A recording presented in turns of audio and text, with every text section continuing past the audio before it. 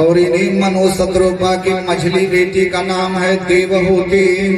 देवहूति परम सुंदरी हैं और देवहूति का विवाह कर्दम ऋषि के साथ हुआ।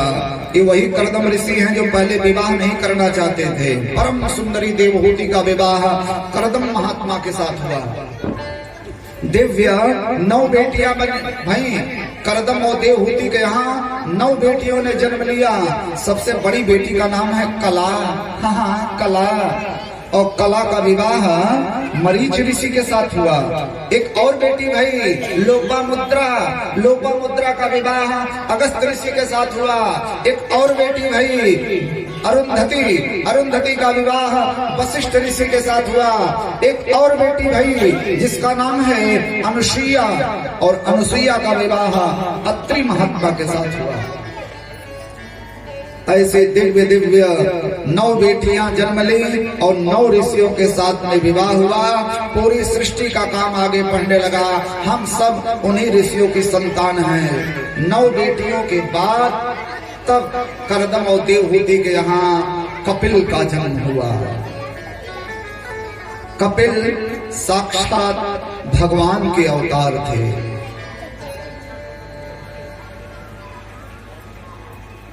और एक दिन 8 साल के जब कपिल हुए तो माता जी छोटी सी चौकी बनाई और 8 साल के नन्हे से कपिल को स्नान कराई। स्नान करने के बाद में पीताम्बरी पहना दिया और तिलक लगा दी और खूब बढ़िया सजा धजा करके माता देवहूति कपिल मुनि का जब पैर पकड़ने लगी, कपिल चौके माता ये आप क्या करती हो? ये आप क्या कर रही हो माता? आप मेरी माँ हो।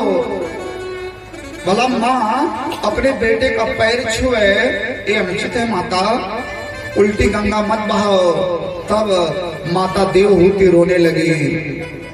तुम भगवान हो, भले मेरे बेटा बनकर के आए हो तो क्या, मैं पहचान गई तुम भगवान हो। हे मेरे पुत्र मेरा मार्गदर्शन करो। और यही वो समय था कि माता देवहूति ने प्रश्न किया, संसार की दृशोस्ति। हे मेरे पुत्र बताओ ना इस संसार कैसा है, की दृशोस्ति? तो कपिल मुनि बोले, माता सही बताओ संसार दुखमय है माता। इस संसार में केवल दुख ही दुख है माँ। इस संसार में कहीं सुख है ही नहीं। हम इस संसार में आकर के सुख खोजते हैं, सुख नहीं है, कहीं नहीं है सुख। जैसे मकड़ी जाला बुनती है, जाला बुनने के बाद सारी जिंदगी उसी में उलझी रहती है। उसी तरह से हम मनुष्यों ने इस संसार में सुख और दुख का जाला अपने आसपास बुन लिया है। सुख और दुख हमें सोचे बैठे हैं कि खूब बढ़िया मकान होगा, खूब बढ़िया दुकान होगी, खूब बढ़िया गाड़ी होगी, खूब बढ़िया घोड़ा होगा, खूब बढ़िया लग्जरी लाइफ होगी तो हम सुखी हैं। और अगर इस संसार में मकान नहीं बनवा पाए तो हम दुखी।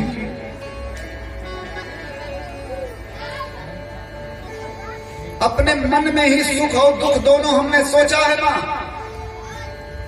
इसका संबंध केवल और केवल मन से है। भला बताइए मां, इस संसार में कोई सुखी हुआ? दीन कहे धनवान सुखी, धनवान कहे सुख राजा तुम्हारे। दीन कहे धनवान सुखी, धनवान कहे सुख राजा तुम्हारे।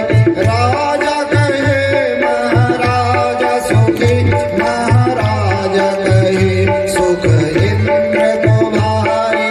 इंद्र कहे चतुरानन को सुख।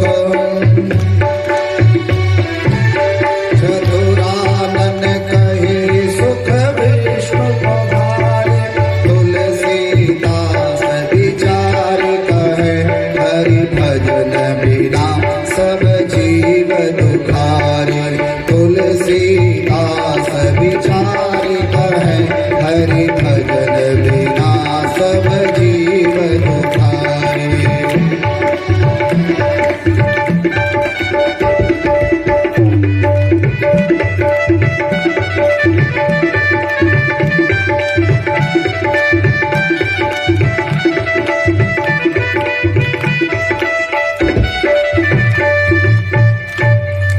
तुलसीदास विचार कहे हरि भजन बिना सब जीव दुखारी।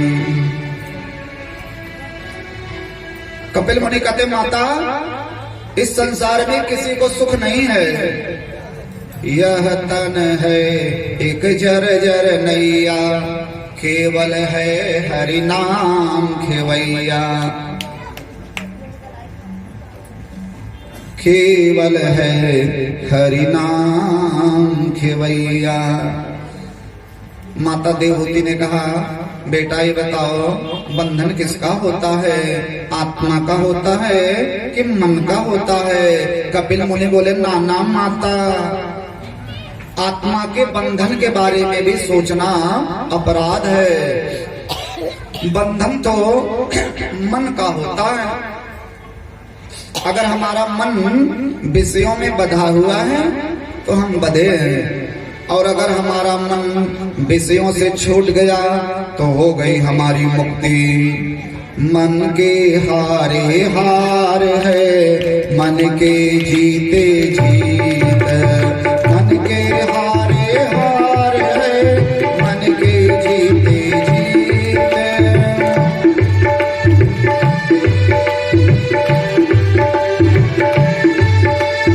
मन के हारे हार है, मन के जीते जीत। मन ही मिलावत राम सो, मन ही करत फजीत।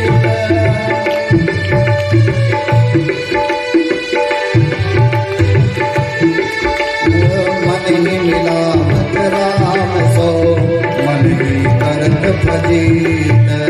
मन के मारे बन गए, बन तज बस्ती माही। मन के मारे बन गए, बन तज बस्ती माही। कह कबीर मन लालची, ये तो ठहरत नाहीं। कह कबीर मन लालची, ये तो ठहरत नाहीं।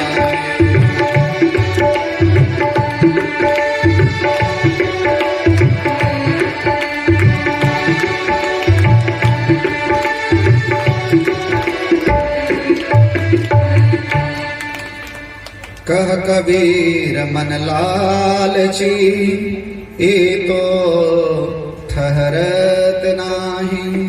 संसार में सबसे तेज चलने वाली वस्तु है मन।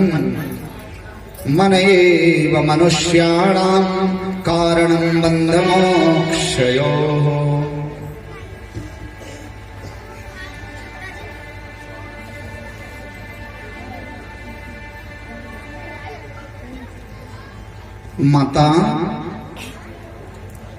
माता देवहूति ने कहा, बेटा ये बताओ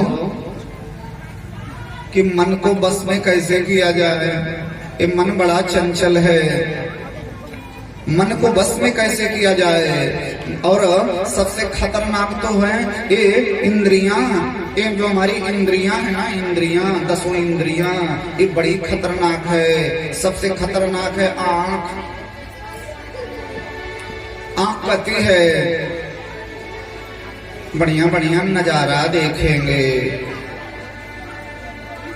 ये आंख नजारा देखना चाहती है। कान कहता है हाँ हाँ बढ़िया बढ़िया गाना सुनेंगे, बढ़िया बढ़िया संगीत सुनेंगे। आंख नजारा देखना चाहती है, कान संगीत सुनना चाहते हैं, नाक बढ़िया बढ़िया खुशबू लेना चाहता है, सेंट, परफ्यूम, इत्र।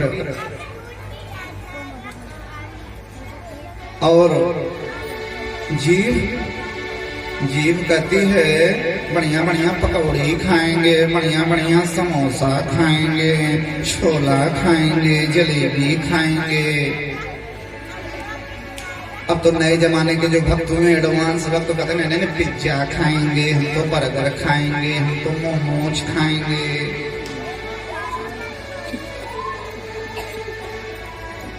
तो माता देवहूति ने कहा इंद्रियों को बस में कैसे किया जाए। कपिल मुनि कहते हैं माता इंद्रियों को बस में करने का एकमात्र उपाय है संयम। देखना इंद्रियों के न घोड़े भगे, देखना इंद्रियों के न घोड़े भगे, रात दिन इन पे संयम के कोड़े पड़े, रात दिन इन पे संयम के कोड़े पड़े।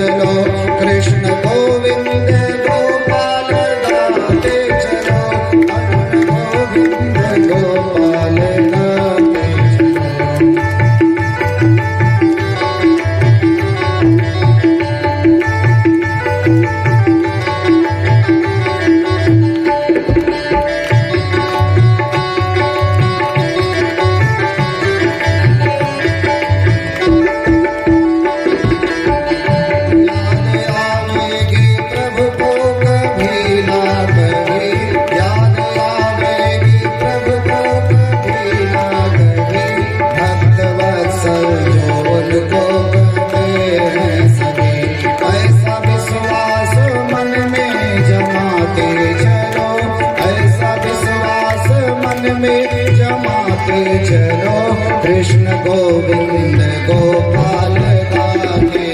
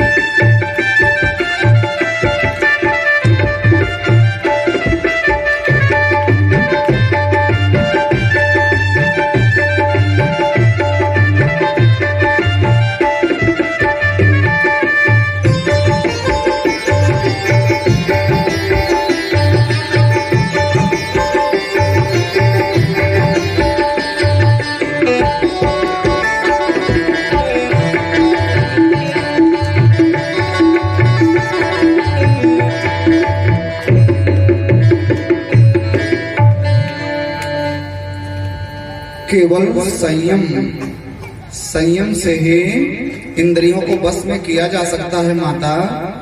बोले कैसे संयम किया जाए? तो मान लीजिए भगत जी को पकौड़ी खाने, अपनी इंद्रियों का, प्रत्येक इंद्रियों का संबंध परमात्मा से जोड़ दो, भगवान से जोड़ दो। बढ़िया बढ़िया कपड़ा पहनने की इच्छा है, कपड़ा पहनो, लेकिन पहले भगवान को चढ़ा दो। जो भी नया कपड़ा ले आओ उसे भगवान को समर्पित कर दो, और जब भगवान को समर्पित कर दिए तो भगवान की वस्तु हो गई। फिर हम अगर कपड़ा भी पहन रहे हैं तो है भगवान की प्रसादी। मकान बनाओ, पहले भगवान जी को पधराओ, भोजन बनाओ तो पहले भगवान जी को भोग लगाओ। अच्छी बुरी सारी वस्तुएं भगवान के ऊपर में छोड़ दो।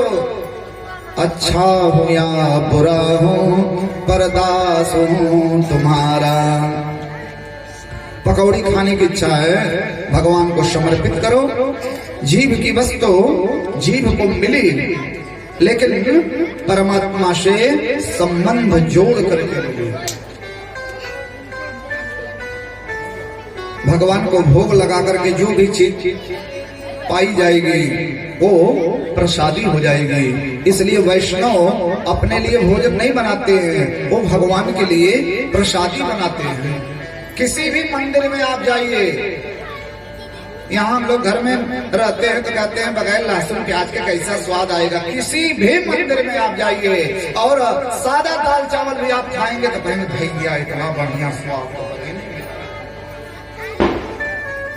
क्योंकि वो भगवान की प्रसादी है। तुम्हें निवेदित भोजन करई, तुम्हें निवेदित भोजन करई, प्रभु प्रसाद पट भूषण करई।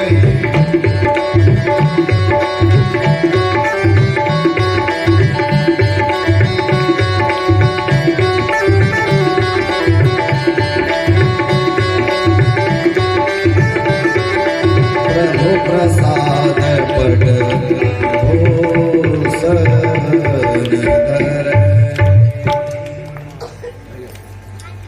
प्रभु प्रसाद पट भूषण धर।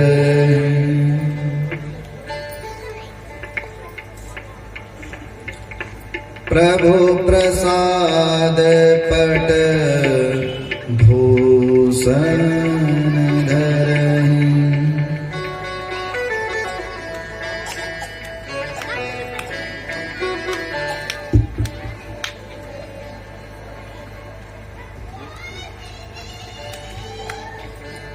माता देवकी की कथा सुन रही हैं, कपिल मुनि कथा सुना रहे हैं। माता जी ने कहा कुछ लोग कहते हैं बिना भाव के कीर्तन करने से कोई फायदा नहीं होता है।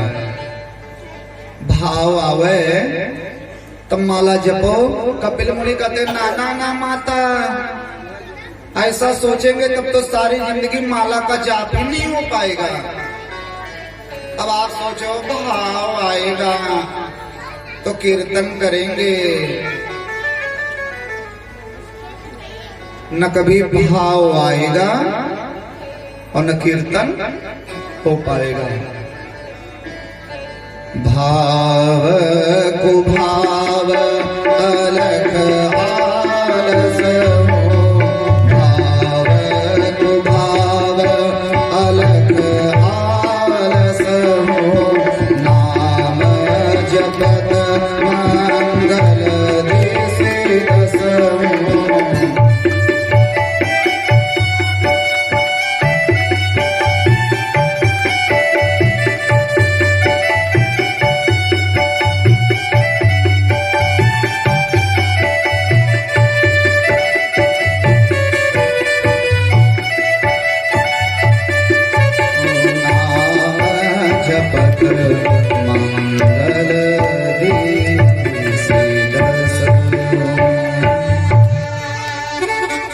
चाहे भाव से गाओ, चाहे कुभाव से गाओ, चाहे प्रेम से गाओ, चाहे रोष में गाओ, लेकिन भगवान का नाम गाओ। मूर्ख कहता है विष्णाय नमः और विद्वान कहता है विष्णवे नमः।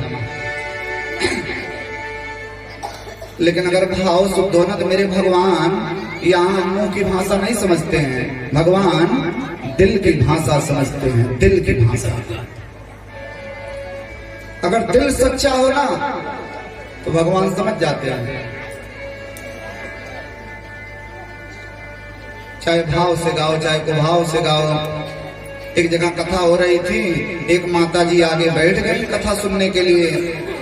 पंडित जी ने कीर्तन कराया। देखो कथा सुनने जाए तो कीर्तन जरूर बोलना चाहिए। पंडित जी ने कीर्तन कराया, काली अमरदन कंस निकंदन देवकी नंदन तव शरणम। तो माता जी के पति का नाम था देवकी नंदन। बोले ये तो गजब बेकार पंडित आई गए, इनको यही कीर्तन कराना था। अब कैसे कीर्तन बोले? ये जो माताएं हैं ना अपने पति देव का नाम नहीं लेते। हाँ, पति देव का नाम नहीं लेते। पुराने जमाने की जो माताएं होंगी वो नाम नहीं लेती। ए पप्पू बाबू कहा दही आओ। और पति देव भी अपनी श्रीमती का नाम नहीं लेते थे। फलाने की माई, यही था ना। लेकिन अभी जब एडवांस जमाना आया ना तो लोग बड़े फैशन में अपनी श्रीमती का नाम लेते हैं। यहाँ अर्चना, क्या मतलब है?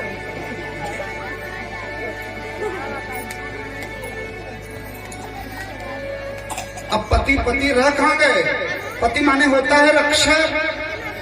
पति वो जो अपनी पत्नी की हर प्रकार से रक्षा करे, सुरक्षा करे, उसकी सुख सुविधा का ध्यान रखे, उसकी आंखों में कभी भी आंसू ना आने दे। अस्तु पति।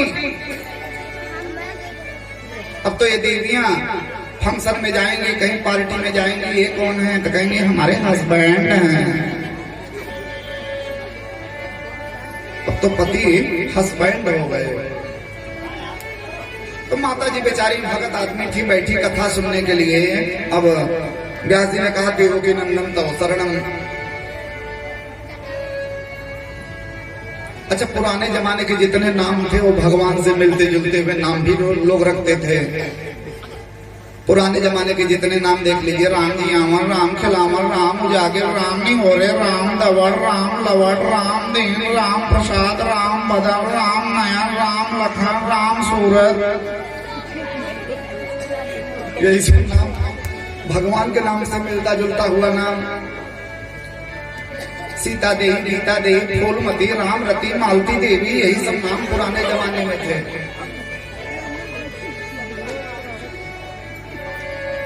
अब नए जमाने में कौन ऐसा नाम रखता है? अब तो वही सब नाम है, पप्पू, गप्पू, छप्पू, सप्पू, टप्पू, रिंकी, पिंकी, चिंकी, सिंकी, ट्वीटी, स्वीटी, फूटी, बंटी, बबली, निरहुआ, घुरहुआ, बुरहुआ।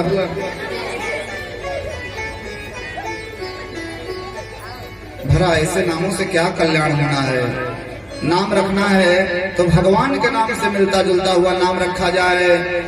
तो जब व्यास जी ने कीर्तन कराया, कालिय मर्दन कंस निकंदन देवकी नंदन तव शरणम, माता जी नीचे से बड़े जोर से बैठेंगे, कालिय मर्दन कंस निकंदन शंपा के पापा तव शरणम, शंपा के पापा तव शरणम। भगवान के नाम का कीर्तन भी हो गया, पति देव का नाम भी नहीं आया और फल भी मिल गया। चंपा के पापा तव शरणम, उनकी बिटिया का नाम चंपा था। चंपा के पापा तव शरणम। तो भाव भाव चाहे जैसे नाम गाओ, भगवान का नाम। कपिल मुनि कहते माता हर परिस्थिति में मंगलकारी होता है। किसान जब खेत में बीज बोता है तो ये नहीं देखता है कि बीज कहाँ जा रहा है, बीज बोते जाओ और एक दिन फसल अपने आप तैयार होगी। उसी तरीके से भगवान का भक्त जब भगवान के नाम का जाप करते रहेगा, करता रहेगा, करता रहेगा, एक दिन ऑटोमेटिक भाव का उदय हो जाएगा।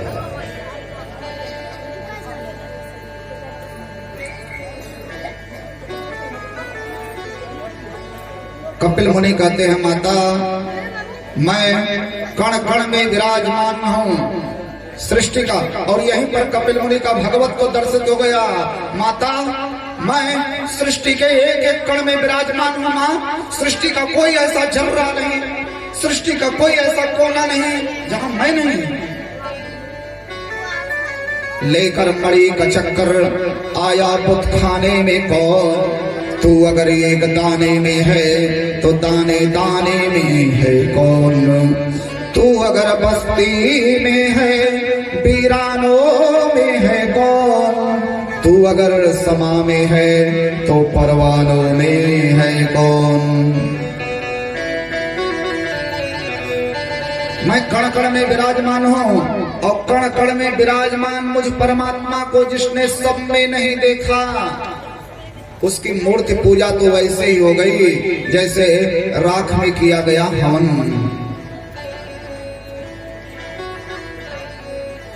एक संत थे, एक नाथ के मन में भाव आया कि मैं गंगोत्री का जल रामेश्वर भगवान को चढ़ाऊंगा। कहाँ गंगोत्री और कहाँ रामेश्वर, 1000 किलोमीटर की दूरी। और संत एकनाथ गंगोत्री से जल भरे और 1000 किलोमीटर तक पैदल वही जल लेकर के चलते रहे कि मैं गंगोत्री का जल रामेश्वर भगवान को चढ़ाऊंगा और मैं धन्य हो जाऊंगा। 1000 किलोमीटर पैदल चलते। ओम नमः शिवाय, ओम नमः शिवाय, ओम नमः शिवाय करते करते कई महीने की यात्रा करने के बाद वो दूर रामेश्वर का मंदिर दिखाई पड़ने लगा। संत एकनाथ रोने लगे, मेरी तपस्या पूरी हुई, मैं गंगोत्री का जल रामेश्वर भगवान को चढ़ाऊंगा। वो मंदिर नजदीक आ गया, तमाम भक्तों की लाइन लगी हुई है। ओम नमः शिवाय, ओम नमः शिवाय, ओम नमः शिवाय, ओम नमः शिवाय, ओम नमः शिवाय करते हुए भक्त लोग जा रहे हैं। और इतनी तेज धूप है, इतनी तेज धूप है। एक गधा, हाँ एक गधा उसी धूप में प्यास के मारे बेबल होकर के मुंह फैलाए हाँफ रहा है। ऐसा लग रहा है कि वो गधा अब पानी के बगैर मर जाएगा। किसी भक्त की निगाह उधर नहीं गई। भक्त लोग तो अपना जल लेकर रामेश्वर की तरफ जा रहे हैं। संत एकनाथ ने देखा, आंखों में आंसू आ गए। हेरा, ये गधा मर जाएगा, मैं क्या करूं? 1000 किलोमीटर से जो गंगोत्री का पानी कंधे पर रख करके आ रहे थे, वही पानी संत एकनाथ उस गधे के मुंह में डालने लगे। हे भोले बाबा, आप जहां कहीं हो इस जल को यहीं से स्वीकार कर लेना। और जैसे उस गधे के मुंह में पानी डाले, भक्तमाल में कथा आती है, शंकर जी उसी गधे के शरीर में से प्रकट हो गए। भोले बाबा, धन्य हो एकनाथ, तुम धन्य हो। मैं गधे के रूप में पड़ा था, अब तुमने मुझे गधे के रूप में भी पहचान लिया। संत तुकाराम भौरी बना रहे थे, एक कुत्ता भौरी लेकर के भागा। तुकाराम कटोरा लेकर के पीछे पीछे दौड़ने लगे। सूखी भौरी नहीं खाने देंगे, घी लगा दे तब, घी लगा दे तब। 3 किलोमीटर तक कुत्ता भागा भौरी लिए और एकनाथ बड़ा सा घी का कटोरा लेकर के दौड़ाते रहे। अरे नाना महाराज, सूखी भौरी नहीं खाने देंगे, घी लगा दे तब। अब कुत्ता का है बोले, जितने कटोरा लेकर के दौड़ाए उतने कुत्ता भागे। 5-6 किलोमीटर तक दौड़ाते चले गए उसे। और अंत में उसी कुत्ते में से चतुर्भुज रूप में भगवान प्रकट हो गए। और ये भगवान का विट्ठल अवतार था। विट्ठल नारायण नारायण नारायण, विट्ठल नारायण।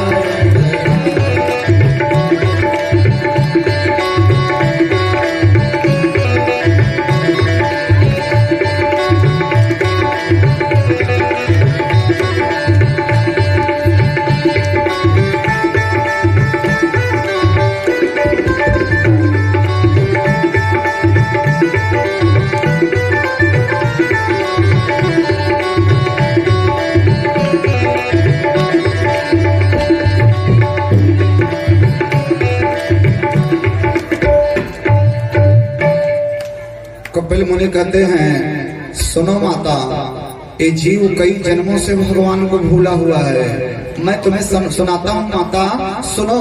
और कपिल मुनि पूरा सांख्य शास्त्र बताने लगे। सुनो माँ, सबसे पहले आसमान में जब मेघ घुमड़ते हैं ना, काले पीले नीले बादल, तो जब मेघ घुमड़ते हैं तो बादल से पानी बरसता है। माँ, उसी पानी के साथ यह जीव आसमान से धरती पर आता है।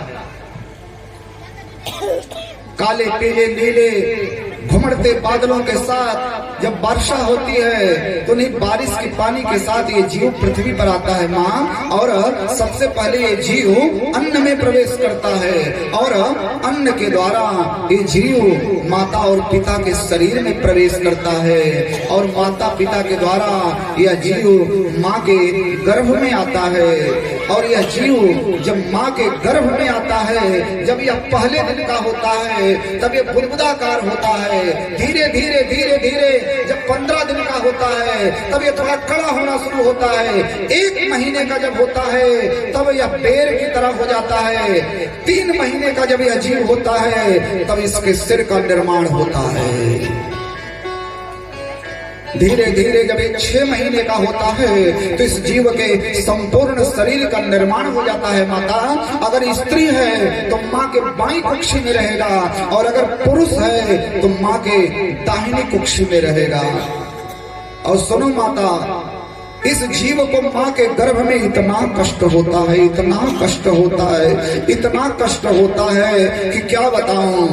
गर्भवास समम दुखम न भूतो न भविष्यति। इस जीव को गर्भ में इतना कष्ट होता है, इतना कष्ट होता है, इतनी पीड़ा होती है कि बताया नहीं जा सकता है। जीव तड़पता है, चिल्लाता है, इसको अपने जन्म जन्मांतर के कर्म याद आने लगते हैं। माता जब कभी चाय पीती है, उसका भी कष्ट यह जीव भुगतता है। माँ जब कभी कभी गर्म वस्तुओं का सेवन करती है, उसका भी कष्ट यह जीव भुगतता है। माँ जब कभी चटनी अचार इत्यादि खाती है, उसका भी कष्ट इस जीव को भुगतना पड़ता है। जीव तड़पता है, चिल्लाता है, और उस समय इसकी मदद करने वाला कोई नहीं था, केवल भगवान थे गर्भ में। और जीव रोने लगा, भगवान जी मुझे बचा लो, मुझे बचा लो भगवान जी, मुझे बचा लो, मुझे यहाँ से बाहर निकालो भगवान जी। अपने जन्म जन्मांतर के सारे कर्म याद आने लगते हैं। मुझे बचा लो मेरे भगवान, मेरे प्राणनाथ, मुझे बचा लो। अब जीवन में कभी कोई ऐसा काम नहीं करूंगा कि मुझे गर्भ में आना पड़े। एक बार बचा लो भगवान जी, एक बार बचा लो, एक बार बचा लो। भगवान कहते बाहर जाओगे भूल जाओगे, नहीं भूलूंगा भगवान जी, मुझे यहाँ से बाहर निकालो। यह जीव बड़ी मिन्नतें किया, बड़ी प्रार्थनाएं किया, केवल भगवान थे इसके पास। बड़ी प्रार्थना करने के बाद भगवान की कृपा भई, 10वां महीना लगा और भगवान की कृपा से यह जीव माँ के गर्भ से पृथ्वी पर आ गया। माता देवहूति भावुक हो गई, बेटा अब पृथ्वी पर आ गया, जीव को बड़ा सुख मिला होगा। कपिल मुनि बोले, माता इस पृथ्वी पर किसी को सुख मिला? अब जब बाहर आया भगवान को भूल गया। क्यों बाहर आया? गर्भ में था, भगवान को याद कर रहा था, बाहर आया भगवान को भूल गया, केवल अपनी माँ को जानने लगा यह जीव। लेकिन यहाँ भी अभी इसकी टेंशन खत्म नहीं हुई है। बालक को भूख लगी है, बता नहीं सकता। कभी कभी भूख के मारे जब बालक रोता है तो माँ सोचती है ज्यादा दूध पी लिया होगा। कभी ज्यादा दूध पीने पर पेट में दर्द होता है, तब माँ सोचती है भूखा है इसलिए रो रहा होगा। कभी इसको मच्छर काटते हैं, कभी इसे खटमल काटते हैं, कभी इसके सिर में दर्द है, कभी इसके पेट में दर्द है, कभी इसके पीठ में दर्द है। लेकिन वो नन्हा सा जीव बता नहीं पाता है। भगवान के भरोसे ही यह जीव अभी तक जिंदा रहा, केवल और केवल अपनी माँ को जानता रहा। धीरे धीरे ये बड़ा होने लगा, भगवान को भूला, माँ को जान रहा है। थोड़ा और बड़ा हुआ तो माँ ने पिताजी से पहचान करा दी, बेटा कहो पापा। तब यह माँ के माध्यम से यह जीव अपने बाप को जानना शुरू कर दिया। थोड़ा और बड़ा हुआ तो मित्रों को जानने लगा, रिलेटिव लोगों को जानने लगा। माता देवहूति ने कहा अब सुख मिला। बोले अब कहाँ सुख मिला? जैसे थोड़ा सा बड़ा हुआ, माता पिता के अंदर में बहुत बड़े बड़े अरमान जागृत होने लगे। मेरा बेटा मेरा नाम रोशन करेगा, हाँ मेरा नाम रोशन करेगा मेरा बेटा। तुझे सूरज कहूँ या चंदा, तुझे दीप कहूँ या तारा, मेरा नाम करेगा रोशन, जग में मेरा राज दुलारा। मेरा नाम करेगा रोशन, जग में मेरा राज दुलारा। पिताजी ने कहा बेटा पढ़ो, खूब नाम रोशन करना है। बेटे के कंधे पर बोझ लाद दिया, जाओ पढ़ने के लिए। अब श्रीमान जी पढ़ने के लिए जा रहे हैं, संस्कार की विद्या थोड़ी सीखने जा रहे हैं, पेट भरने की कला सीखने जा रहे हैं। आज की जो एजुकेशन है, जो शिक्षा पद्धति है, वो संस्कार की थोड़ी है, पेट भरने की विद्या सिखाई जा रही है। डिप्लोमा कर लो, ये कर लो, IIT कर लो, बढ़िया पैसा कमाओगे। पेट भरने की कला सिखाई जा रही केवल। माँ तो पिता बालक न बुलावे, माँ तो पिता बालक न बुलावे, उदर भरे सोई धर्म सिखावे, उदर भरे सोई धर्म सिखावे।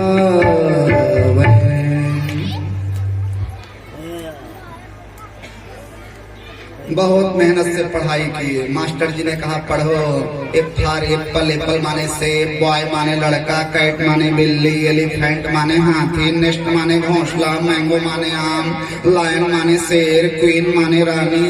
खूब पढ़ाई किए। मास्टर ने कहा होमवर्क करके आना। अब घर पे आए, मम्मी पापा डांट रहे हैं, पढ़ो पढ़ो, होमवर्क किए।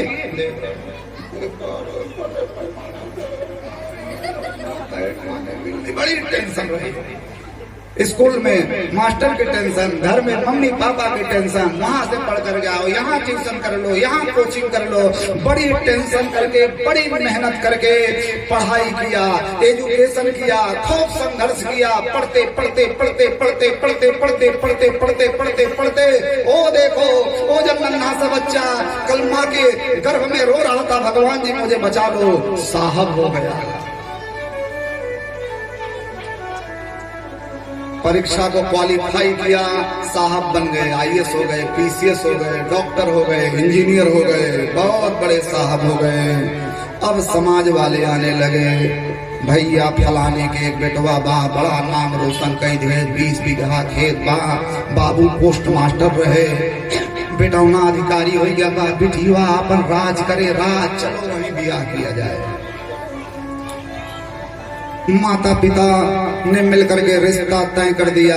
अब जब रिश्ता हो गया तो पिताजी में जो ममता थी, माताजी में जो अनुराग था, सारे अनुराग और ममता की डोरी को ले आकर के श्रीमती के चरणों में बांध दिया और अपने श्रीमती के मुखारविंद को देख देख करके फूला नहीं समा रहा है, देवी अब जो हो सो तुम ही हो। तुम दिन को अगर रात कहो तो रात कहेंगे। अपने पत्नी के साथ जीवन के हसीन सपनों को ये जीव देखने लगा। धीरे धीरे धीरे धीरे उसकी भी बगिया में एक फूल खिला, उसके भी बच्चे हो गए। अब बच्चे के लिए LIC रखना है, रुपया पैसा रखना है, बेटे को बहुत आगे ले जाना है, हमारे बेटे को किसी प्रकार का कष्ट ना हो, हमारी लाइफ सेट हो जाए, इसलिए वो भी उसी ढर्रे पर चलता रहा, बेटे को पढ़ाता रहा और बेटे को पढ़ाते पढ़ाते और गृहस्थी का बोझ उठाते उठाते कब बुढ़ापे ने घेर लिया पता ही नहीं चला। कब बुढ़ा हो गया, बेटा बड़ा हो गया, बेटे का भी विवाह हो गया, बेटे के भी बेटा हो गया, अब वो जीव बुढ़ा हो गया। कब बुढ़ापा आता किसी को पता चला, ये जीव बेचारा बूढ़ा हो गया और रोगों ने अटैक किया। अब हाथ नहीं काम करता, पैर नहीं काम करता, कान नहीं काम करता, नाक नहीं काम करता, आंखों से दिखाई नहीं पड़ता, चलना फिरना दुर्लभ हो गया, खांसी आने लगी, कंठे घुरघुराए थे और कफ गिरने लगा, लेकिन फिर भी माया मोह के बंधन से पीछा नहीं छूट रहा है। और वो बेटा बेटी जिनके लिए सारी जिंदगी जीता रहा, उन लोगों ने बाहर इसकी खाट लगा दी। सब तिरस्कृत होकर के मना रहे हैं, बुढ़ऊ मर जाते तो ठीक रहता, आते जाते लोग बोली बोल रहे हैं, बेटा बेटी नाती सब बोली बोल रहे हैं, फिर भी अपने जीवन जीने की आशा कर रहा है, भगवान को नहीं याद किया। अभी नहीं से भगवान नहीं याद आए। यमराज ने आकर के घेरा चूंकि जिंदगी में रुपया कमाने के लिए, घर गृहस्थी का बोझ उठाने के लिए यानी पाप भी किया था। और जब यमराज के दूतों ने आकर के इसे रस्सी से घेरा और यमराज के दूत जब इसे खींचने लगे, जिसे बोलते हैं दादा को झटका लगा है, तब भी भगवान को याद नहीं किया। भैया अपने माँ ही ख्याल रखा, भैया फलाने को रुपया दे रहे ले भैया तो चले। मरते मरते भी भगवान की याद ना किया और मर गया। और मरने के बाद चूंकि नरक में इसे जाना पड़ा, फिर नरक की यातनाएं बहुत सालों तक भोगने के बाद फिर ये माँ के गर्भ में आया, फिर इसे जन्म जन्मांतर के कर्म याद आए। और इस तरह से हे माता, इस जीव का बंधन कभी टूट ही नहीं पाता। बार बार माँ के गर्भ में आता है, बार बार भगवान से वादा करता है, बाहर आता है, भूल जाता है, पाप करता है, फिर मरता है, फिर जाता है नरक में, फिर माँ के गर्भ में आता है। और इस जीव का आवागमन के चक्कर से कभी भी छुटकारा नहीं मिल पाया।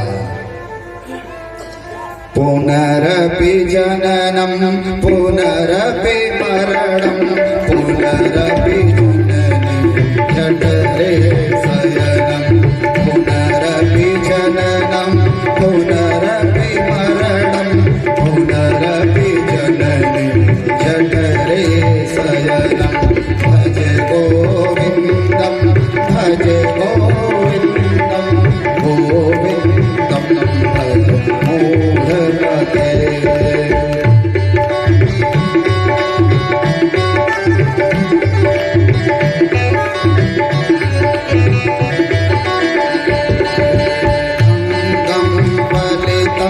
गलितं मुंडं असनविहीनं जातं तुंडं प्रेतो याति गृहीत्वा दण्डं तदपि न चासत् नासादण्डं यावत् हेतो पार्जन सत्ता तावत् निज परिवारो वर्ता पश्चात् जर जर दे वार्तां प्रेक्षपि कोऽपि न गेहे वयसि गते विकार सोस्के नीरे कदासार पुनरपि जननं पुनरपि मरणं पुनरपि जननी जठरे शयनं भज गोविंदं भज गोविंदं गोविंदं भज मूढ़मते भज गोविंदं भज गोविंदं गोविंदं भज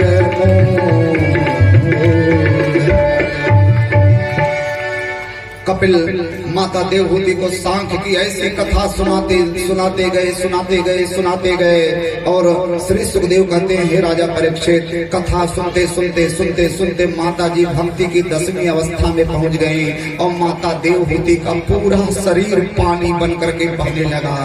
ऐसी कथा सुनाए कि माता देवहूति पानी बह करके बहने लगी और सिद्धिदा नाम की नदी बन गई।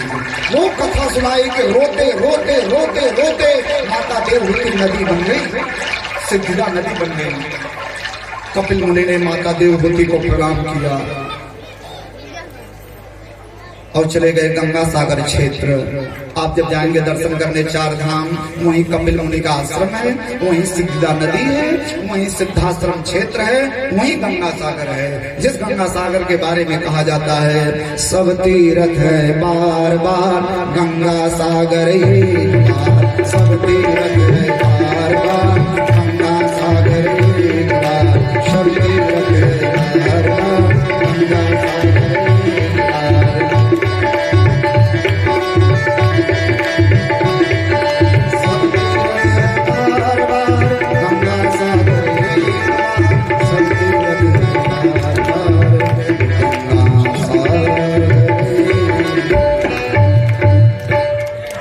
बोलिए सिद्धाश्रम क्षेत्र की जय, सिद्धिदा नदी की जय, गंगा सागर क्षेत्र की जय, कपिल भगवान की जय। बड़ी ही प्यारी सांख्य शास्त्र की कथा कपिल माता देवहूति को सुनाए। श्री सुखदेव कहते हैं, हे राजा परीक्षित, लेकिन ये कपिल का खानदान आगे नहीं चला। राजा परीक्षित ने कहा, क्यों गुरु जी? बोले, कपिल बाल ब्रह्मचारी हो गए ना, बाल ब्रह्मचारी।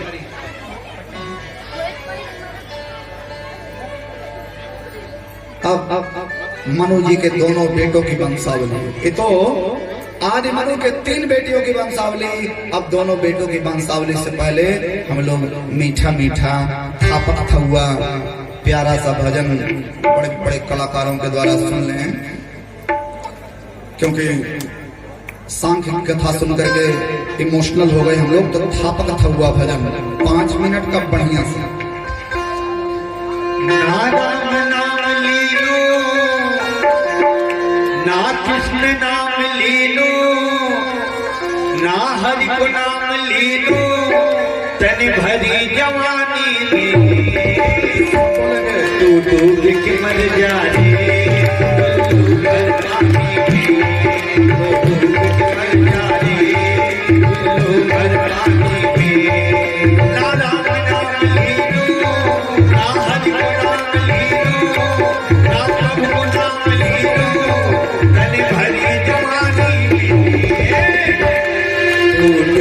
मर जाने हर पानी में,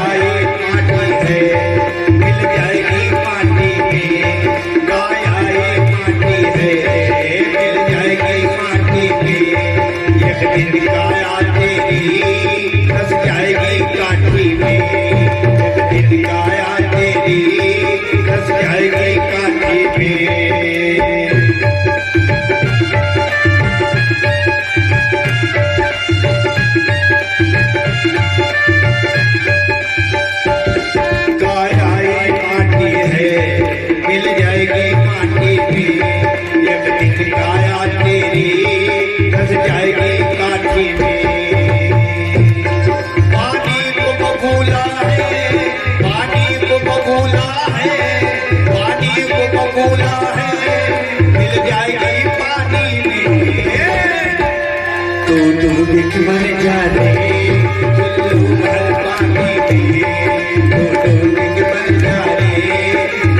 हर पानी में।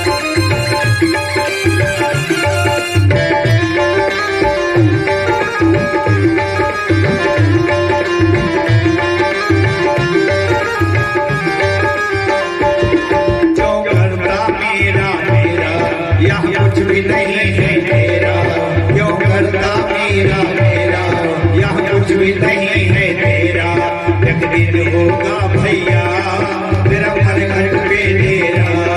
एक दिन होगा प्यारे तेरा घर घर पे डेरा। प्यास लगती है तो पनघट की याद आती है, लाज लगती है तो घूंघट की याद आती है। क्या गमगीन कहानी इस जिंदगानी की, अरे उम्र ढलती है तो फिर पनघट की याद आती है। क्यों करता मेरा मेरा, यह कुछ भी नहीं है तेरा। एक दिन होगा प्यारे तेरा पनघट पे डेरा। कुछ कमाई के ले जा रे, कुछ कमाई नहीं पायो, कुछ कमाई के ले जा रे। ऐसी जिंदगानी में मर जाने हर पानी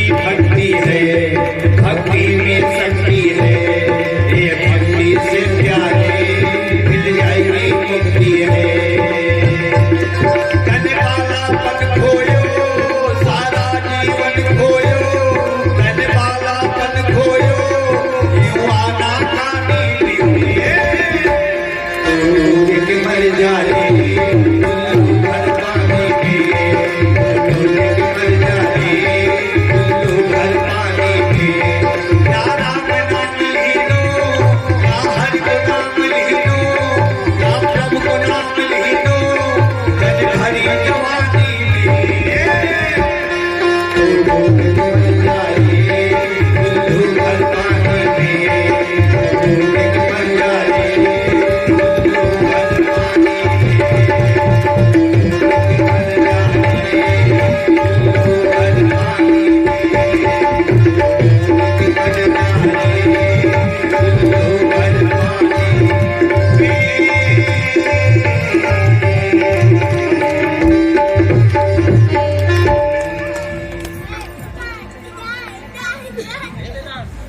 भाव से बोलिए जय श्री कृष्ण। और भाव से बोले, देखिए कल बिना भाव के छाता नहीं मिला था। और भाव से बोले जय श्री कृष्ण।